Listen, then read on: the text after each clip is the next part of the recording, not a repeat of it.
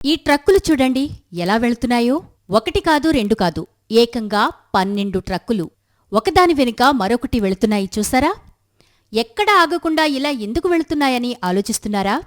ఇంత జాగ్రత్తగా సీల్ చేసిన ట్రక్కులు ఎందుకు కదులుతున్నాయి?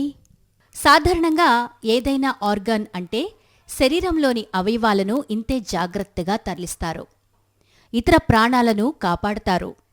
ఇప్పుడు వెళుతున్న ట్రక్కులు కూడా అంతే, మంచి ఉద్దేశంతో వెళుతున్నాయి. అయితే ట్రక్కు లోపల అవయవాల్లేవు, విష వ్యర్థాలున్నాయి. అవును, ఇలా విష వ్యర్థాలకు విఐపి ట్రీట్మెంట్ ఇవ్వడానికి బలమైన కారణముంది. 1984లో జరిగిన భోపాల్ గ్యాస్ ప్రమాదం తర్వాత యూనియన్ కార్బైడ్ ఫ్యాక్టరీలో ప్రమాదకర రసాయనాల వ్యర్థాలు నిల్వగా ఉన్నాయి. ఈ వ్యర్థాలు నీటి కాలుష్యానికి దారితీసి స్థానిక ప్రజల ఆరోగ్యానికి ప్రమాదం కలిగించాయి. దీంతో ఈ వ్యర్థాలను సురక్షితంగా తొలగించడం అవసరమైంది. ఈ వ్యర్థాలు ప్రధానంగా మిథైల్ ఐసోసైనేట్, ఎంఎస్సి లాంటి ప్రమాదకర రసాయనాల అవశేషాలతో నిండి ఉన్నాయి. పెస్టిసైడ్ ఉత్పత్తి సమయంలో ఏర్పడిన ఇతర రసాయనాలు కూడా ఇందులో ఉన్నాయి. మొత్తం 337 మెట్రిక్ టన్నుల ప్రమాదకర వ్యర్థాలు యూనియన్ కార్బైడ్ ఫ్యాక్టరీలో నిల్వ ఉండగా, వాటిని ఇప్పుడు పిథంపూర్లోని పారిశ్రామిక వ్యర్థాల నిర్వహణ కేంద్రానికి తరలించారు.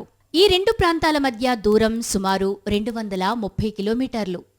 మొత్తం 12 సీల్ చేసిన కంటైనర్ ట్రక్కుల్లో ఈ వ్యర్థాలను భోపాల్ నుంచి సుమారు 7 గంటల 30 నిమిషాల ప్రయాణం తర్వాత పిథంపూర్లోని ఓ ప్లాంట్కి పంపించారు. ఈ ప్రమాదకర వ్యర్థాలను రామ్కీ ఎన్విరో ఇంజనీరింగ్ కళాశాల ఇంజనీర్ల ఆధ్వర్యంలో దహనం చేస్తారు. ఈ ప్రక్రియకు 3 నుంచి 9 నెలల వరకు సమయం పడుతుంది. ఈ ప్రక్రియలో ప్రమాదకర రసాయనాలను అధిక ఉష్ణోగ్రతల వద్ద దహనం చేస్తారు. ఈ విధంగా రసాయనాలు నిర్వీర్యమవుతాయి. దహనం తర్వాత ఏర్పడిన అవశేషాలను పరీక్షించి సురక్షిత ల్యాండ్ ఫీల్డ్లో నిల్వ చేస్తారు. ఇక 2015లో ఇలానే 10 మెట్రిక్ టన్నుల ప్రమాదకర వ్యర్థాల దహనం కోసం ట్రయల్ రన్ నిర్వహించారు. ఈ ట్రయల్ విజయవంతమైందని నాడు అధికారులు చెప్పారు. 10 టన్నుల యూనియన్ కార్బైడ్ వ్యర్థాలను కాల్చివేసినప్పుడు సమీప గ్రామాల మట్టి, భూగర్భ జలాలు, నీటి వనరులు కలుషితమైనట్లుగా ఆరోపణలున్నాయి. అధికారులు మాత్రం అలాంటిదేమీ లేదని చెబుతున్నారు. 1984 డిసెంబర్ 3న భోపాల్లోని యూనియన్ కార్బైడ్ పెస్టిసైడ్ ఫ్యాక్టరీ నుండి మిథైల్ ఐసోసైనేట్ గ్యాస్ లీక్ అయింది.